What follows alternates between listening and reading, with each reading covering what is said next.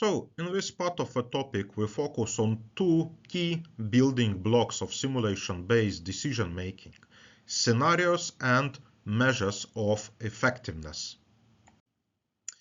A simulation scenario represents a specific hypothesis about how the system could operate in order to achieve the simulation goal. In practice, a scenario is a particular configuration of the model inputs that we then test through experimentation. So usually we start with something which is called a base scenario or scenario zero. This one reflects the current state of the real system. Why we need such kind of scenario? The answer is presented. Usually there are two things of how we are using a base scenario. So first of all, a following scenario provides us a reference point for comparing all our scenarios. And as a second item, it could be mentioned that a base scenario supports model validation and calibration. Each scenario should be clearly and systematically documented. At minimum, this one includes a scenario ID or code, which can be numeric or something more meaningful, a short title, which can be easily communicated to the stakeholders or to the public, a clear description using a business language or domain-specific language, a definition of input conditions used in the model, and optionally, if something exists like this one, assumptions that actually underlines a specific conditions which we have applied for the following scenarios.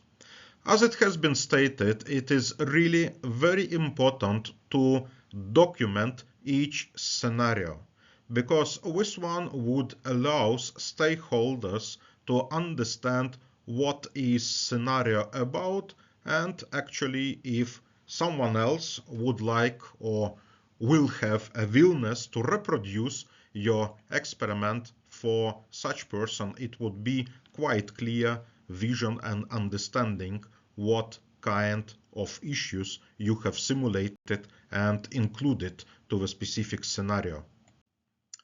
As it has been already stated, the simulation scenarios are usually documented in a structured, in many cases tabular form, to ensure clarity, consistency, and reproducibility. When the number of scenarios is large, or when they are organized hierarchically, it is often useful to first present a scenario map that shows how scenarios are related before going into detailed descriptions. A recommended structure for a scenario description table could include a code of scenario, clear and concise title, a brief description, a specification of conditions, and some exact input setting used in the model. As it has been stated, a following description would allow understand what is the nature of each specific scenario.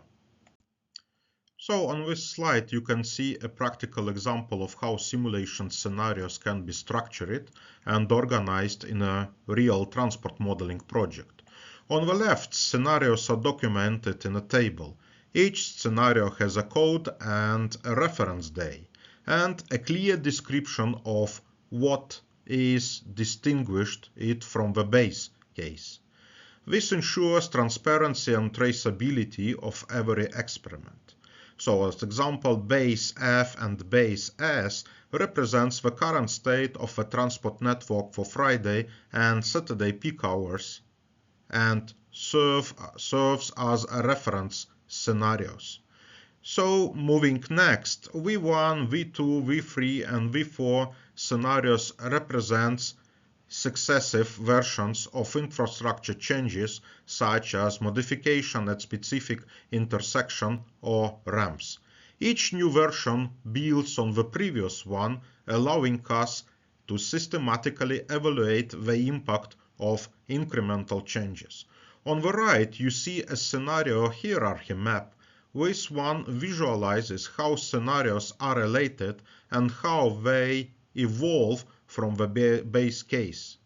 Such a map helps decision makers and analysts quickly understand the structure of experimentation plan. So one more practical example from a real project. And as you're able to see here, a following slide illustrates how scenarios can be organized along a timeline. So as you're able to see, a scenario 0 represents the current state of a system in a specific year and serves as a baseline for comparison.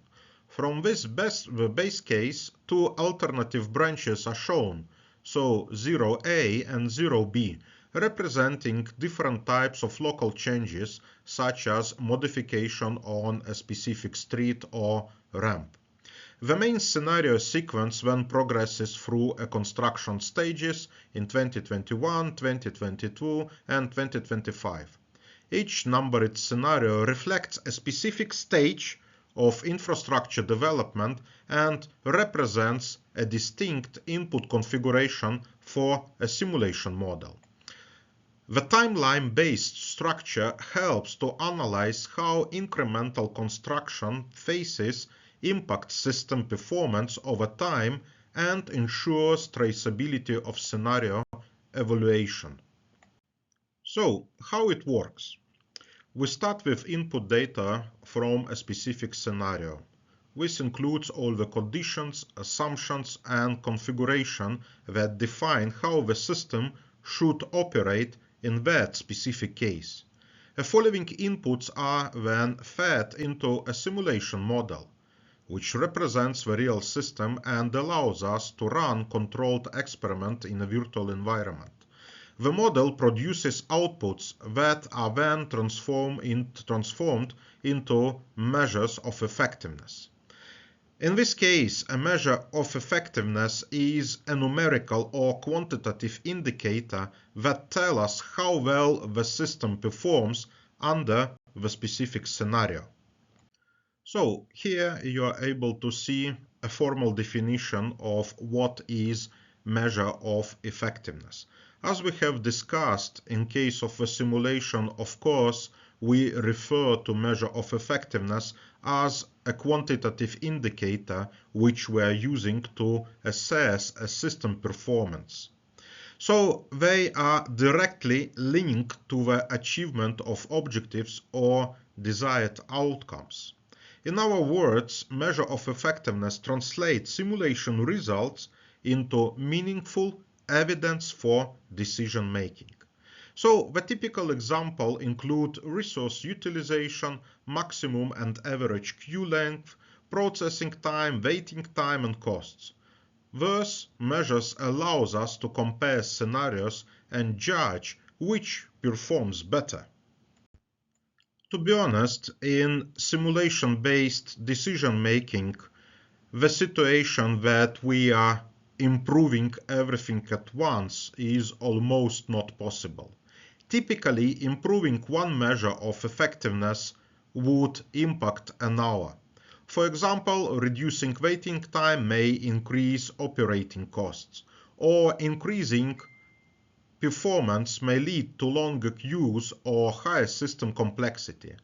Therefore, good decisions are about balancing competing objectives rather than maximizing a single metric. To handle trade-off, we should first define priorities, then compare scenarios side by side using multiple measures of effectiveness, and finally make the trade-offs explicit in our conclusions. Defining measures of effectiveness, it is important to be selective and purposeful. In practice, we recommend defining only a limited number of measures of effectiveness, typically around 3, so that decision-making remains clear and focused. Each measure of effectiveness should be directly linked to the simulation goal, understandable to decision makers, and measurable in numbers. In following slide, you could see examples where a clear operational goal is mapped to an appropriate measures of effectiveness. For instance, keeping average waiting time below 1 minute, limiting maximum queue length, or improving on-time arrival rates.